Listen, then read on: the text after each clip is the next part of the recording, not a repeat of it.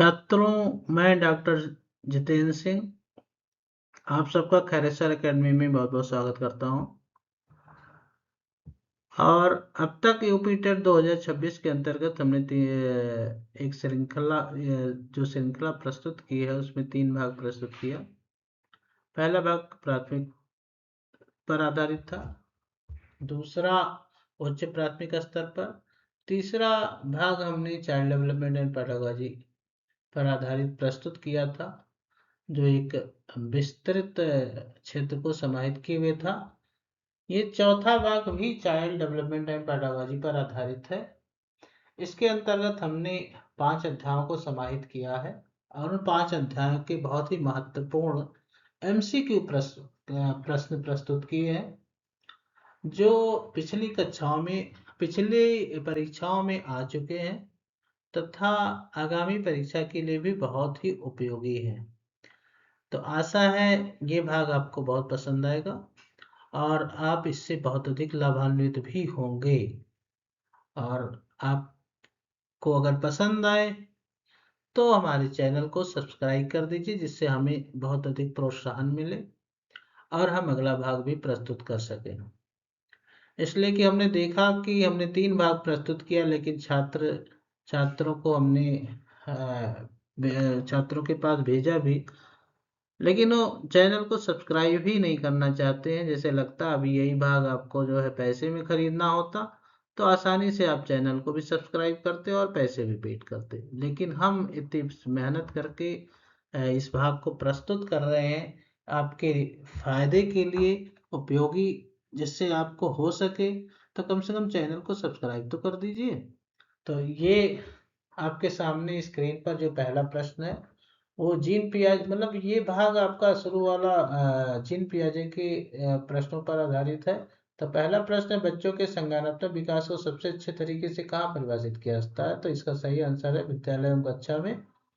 दूसरा प्रश्न, आजकल बच्चों की गलत धारणाओं।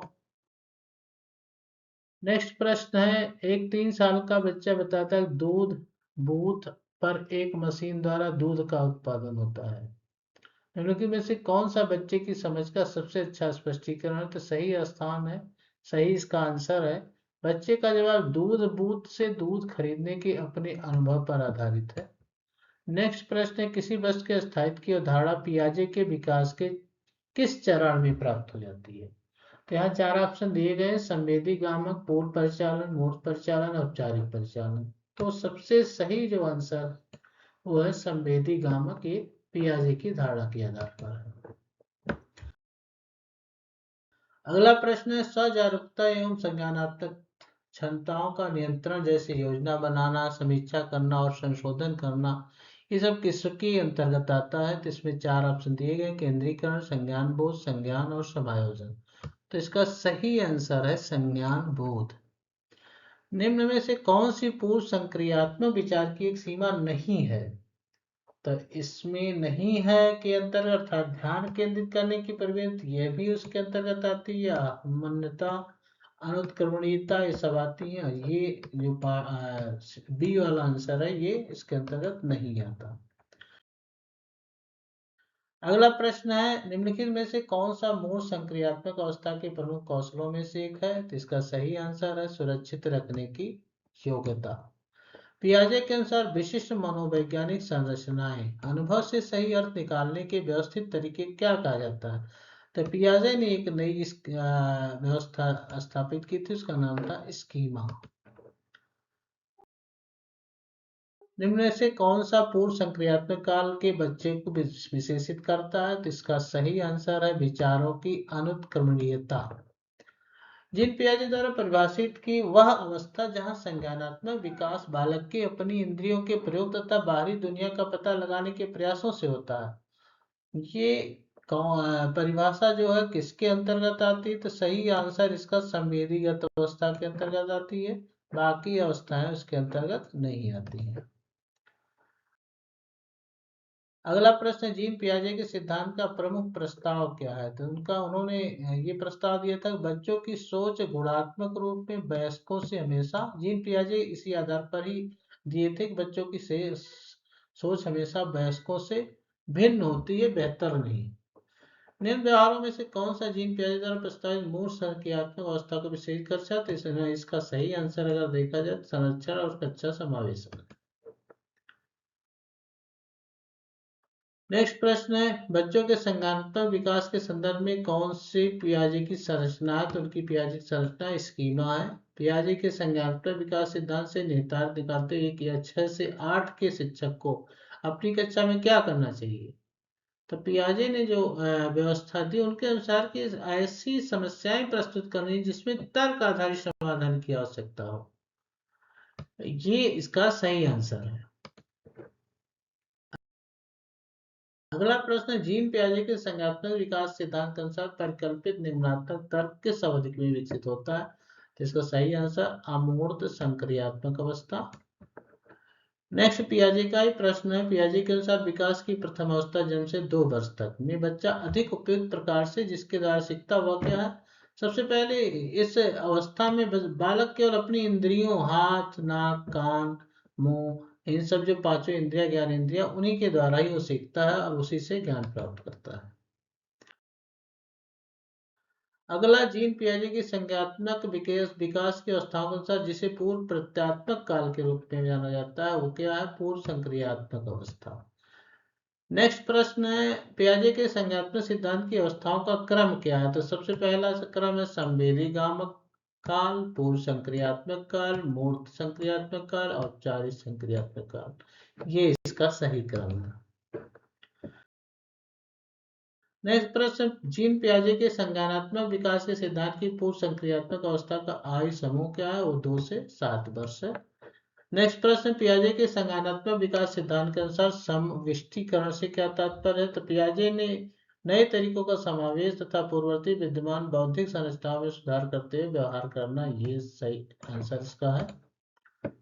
अगला प्रश्न है, पियाजे के संज्ञानात्मक विकास के सिद्धांत की पूर्व संज्ञानात्मक अवस्था किस योग्यता द्वारा लक्षित होती है? तो मानसिक द्वंद्व के द्वारा। घटना और वस्तुओं के बारे में एक बच्चा तार्किक रूप से सोच सकता है। पियाजे के चरणों में सही संबंध का ये मूर्त संक्रियात्मक अवस्था था, कंक्रीट ऑपरेशंस के अंतर्गत आता है। इन सिद्धांतों में से कौन बच्चे के बौद्धिक विकास के 4 चरणों संवेदी गामक, पूर्व परिचालन, मूल परिचालन, औपचारिक परिचालन चिन्हित करता है? जीन पियाजे का ही सिद्धांत है जो सभी को बताता है। वस्तुओं को क्रम से लगाने की क्षमता बालक में विकसित होती है जब वह मूर्त क्रिया अवस्था में। अगला प्रश्न, इनमें से कौन पियाजे के अनुसार बौद्धिक विकास का निर्धारक तत्व नहीं है? तो सही आंसर है सामाजिक संचरण।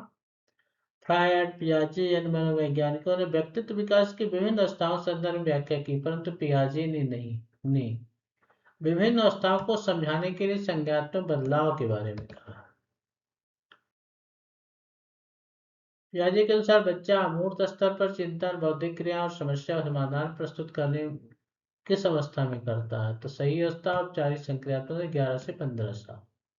जीन पियाजे द्वारा परिभाषित चरण जिसमें संज्ञानात्मक विकास शुरुआत से इस द्वारा अपनी संवेदना एवं गतिविधियों के इस्तेमाल दुनिया को समझाने के लिए होती, क्या कहलाता है? संवेदी मोटर अवस्था।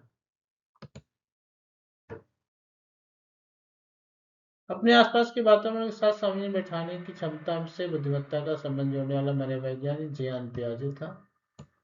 पियाजे के संज्ञानात्मक विकास सिद्धांत से संवेदी क्रियात्मकता अवस्था होती है जन्म से 2 वर्ष तक। एक बच्ची को उसके पिता चहलकदमी करा रहे थे। बच्ची जानती थी चिड़िया जैसी चीजें होती हैं, परंतु उसने कभी पतंग को नहीं देखा था। पतंग को देखकर उसने कहा चिड़िया को तो देखें। उसके पिता ने कहा यह एक पतंग है। उदाहरण क्या सिखाता है? समायोजन। तर्क, जिज्ञासा तथा निरीक्षण शक्ति का विकास किससे होता है? किस आयु में? 11 वर्ष की आयु में। ये जीन पियाजे का मानना था। पियाजे के विकास की अवस्थाओं में संवेदी गामक अवस्था होती है अनुकरण सबसे पहली, फिर स्मृति, फिर मानसिक प्रस्तुतिकरण। पियाजे के अनुसार मूल संक्रियाओं का स्तर 7 से 11 वर्ष की उम्र में होता है। पियाजे के अनुसार संज्ञानात्मक विकास की अवस्थाओं को 4 भागों में उन्होंने बांटा था। जीन पियाजे के अनुसार प्रारूप, स्कीमा, निर्माण, वर्तमान योजना का अनुरूप बनाने हेतु नवीन जानकारी संशोधन, नवीन जानकारी आधार पर पुरानी योजना में संशोधन परिणाम के रूप में घटित होता है। इन 2 प्रक्रियाओं को जाना जाता है, एक समावेशन है, दूसरी समायोजन। पियाजे के अनुसार बच्चों का चिंतन वयस्कों से भिन्न होता है। क्यों? प्रकार में भिन्न होता है और मात्रा के अनुसार होता है। जीन पियाजे के अनुसार अनुकूलन आत्मसातकरण और व्यवस्थापन के द्वारा होता है। पूर्व बाल्यावस्था में बालक भौतिक वस्तुओं के किस आवश्यक तत्व में परिवर्तन समझने लगते हैं? द्रव्यमान में, संख्या में और क्षेत्र में। नेक्स्ट प्रश्न है, संज्ञानात्मक विकास के 4 चरणों संवेदी पेशी, पूर्व संक्रियात्मक, मूल संक्रियात्मक, औपचारिक संज्ञानात्मक पहचान किसके द्वारा होती है? पियाजे के द्वारा। तो ये अब तक के आपके प्रश्न थे जीन पियाजे पर आधारित। तो आशा है कि सभी प्रश्न आपके इसमें से समाहित हो जाएंगे। अगला भाग आपका है बाल केंद्रित एवं प्रगतिशील शिक्षा पर आधारित। तो इसका अध्ययन हम आगे करेंगे।